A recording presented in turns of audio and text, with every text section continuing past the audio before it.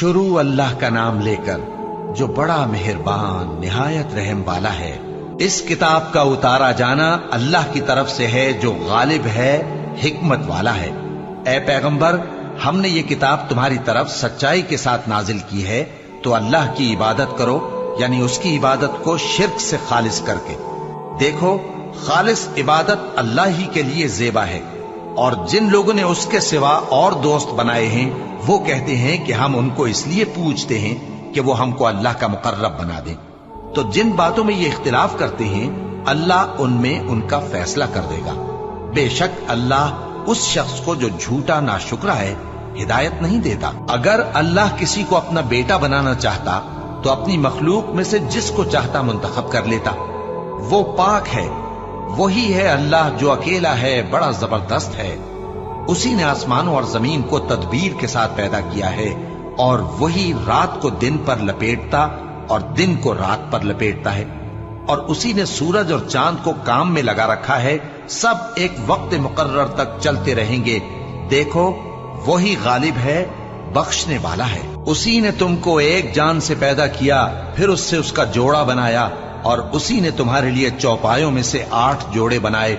वही तुमको तुम्हारी माओं के पेट में पहले एक तरह, फिर दूसरी तरह, 3 अंधेरों में बनाता है। यही अल्लाह तुम्हारा परवरदिगार है, इसी की बादशाही है, इसके सिवा कोई माबूद नहीं। फिर तुम कहां बह के जाते हो? अगर नाशुक्री करोगे तो अल्लाह तुमसे बेनियाज, वो उसको तुम्हारे लिए पसंद करता है, और कोई बोझ उठाने वाला दूसरे का बोझ नहीं उठाएगा। फिर तुमको अपने परवरदिगार की तरफ लौटना है, फिर जो कुछ तुम करते रहे वो तुमको बता देगा। वो तो दिलों की पोशीदा बातों तक से आगाह है। और जब इंसान को तकलीफ पहुंचती है तो अपने परवरदिगार को पुकारता है, उसकी तरफ दिल से रुजू करता है। फिर जब वो उसको अपनी तरफ से कोई नेमत दे देता है तो जिस काम के लिए पहले उसको पुकारता था उसे भूल जाता है, और अल्लाह का शरीक बनाने लगता है ताकि लोगों को उसके रास्ते से गुमराह करे। कह दो कि ऐ काफिर नेमत, अपनी नाशुक्री के बावजूद थोड़ा सा फायदा उठा ले, फिर तो तू दोज़खियों में होगा। भला मुशरिक अच्छा है या वो जो रात के मुख्तलिफ औकात में जमीन पर पेशानी रखकर और खड़े होकर इबादत करता और आखिरत से डरता और अपने परवरदिगार की रहमत की उम्मीद रखता है। कहो, भला जो लोग इल्म रखते हैं और जो इल्म नहीं रखते, क्या दोनों बराबर हो सकते हैं? बस नसीहत तो वही हासिल करते हैं जो अक्लमंद हैं। ए नबी, मेरा पैगाम सुना दो।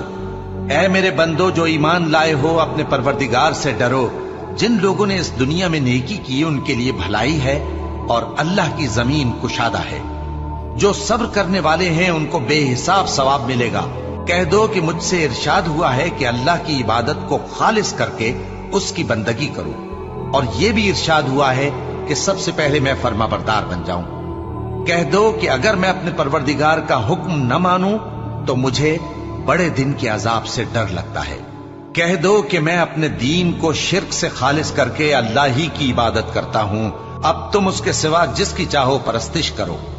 कह दो कि नुकसान उठाने वाले तो वही लोग हैं जिन्होंने क़यामत के दिन अपने आप को और अपने घर वालों को नुकसान में डाला। देखो, यही सरासर नुकसान है। उनके ऊपर आग के सायबान होंगे और नीचे उसी के फर्श होंगे। ये वो अजाब है जिससे अल्लाह अपने बंदों को डराता है कि ऐ मेरे बंदो, मुझी से डरते रहो। और जिन्होंने इस बात से परहेज किया कि बुतों को पूजें और अल्लाह की तरफ रुजू किया, उनके लिए बिशारत है। तो मेरे बंदों को बिशारत सुना दो जो बात को गौर से सुनते हैं, फिर सबसे अच्छी बातों की पैरवी करते हैं।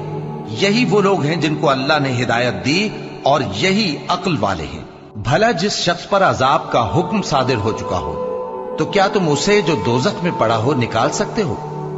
लेकिन जो लोग अपने परवरदिगार से डरते हैं उनके लिए ऊंचे ऊंचे महल हैं जिनके ऊपर बालाखाने बने हुए हैं और उनके नीचे नहरें बह रही हैं।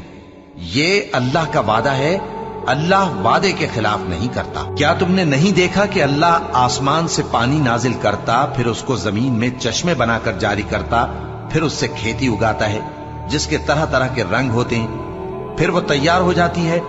बस तुम उसको देखते हो कि जर्द हो गई है, फिर उसे चूरा चूरा कर देता है। बेशक इसमें अक्ल वालों के लिए नसीहत है।